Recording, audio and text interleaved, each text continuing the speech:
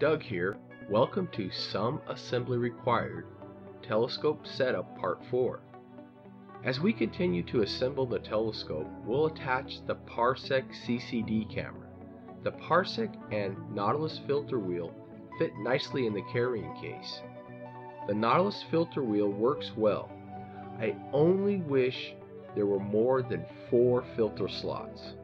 When I mount the CCD camera, I use little stickers with arrows to help line up my frames.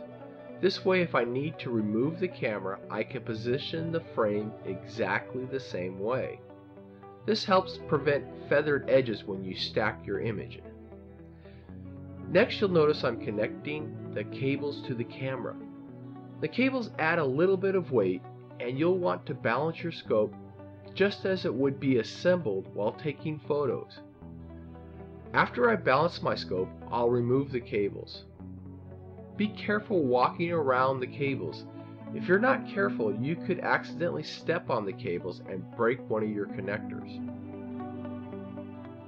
Here's an illustration of right ascension movement and declination movement.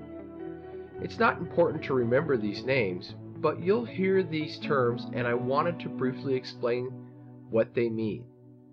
If your scope is parked and you loosen the declination knob, your scope will move on the vertical axis left and right. If you loosen the right ascension knob, your scope will move on the polar axis up and down.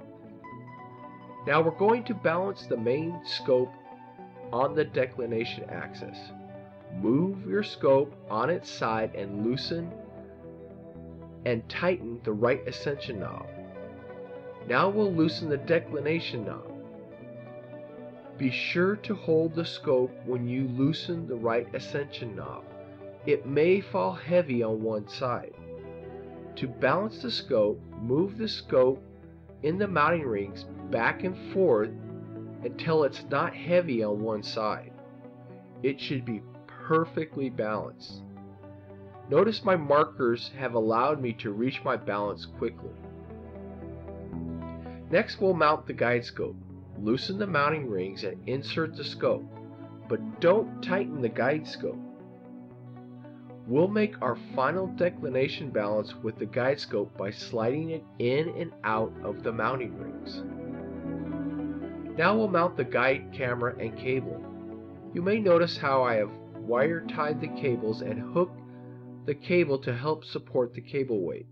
The Lodestar AutoGuider has weak connectors, and if you allow the weight of the cables to drag on the connectors, you'll damage the connectors. I've also marked the focus point on the guide scope for quick reference. I can then balance my scope more accurately. Stay tuned for part 5, where we'll finish balancing the scope, add the final cabling, talk about finder scopes and eyepieces. Thanks for watching, and please subscribe. And if you want, like this too.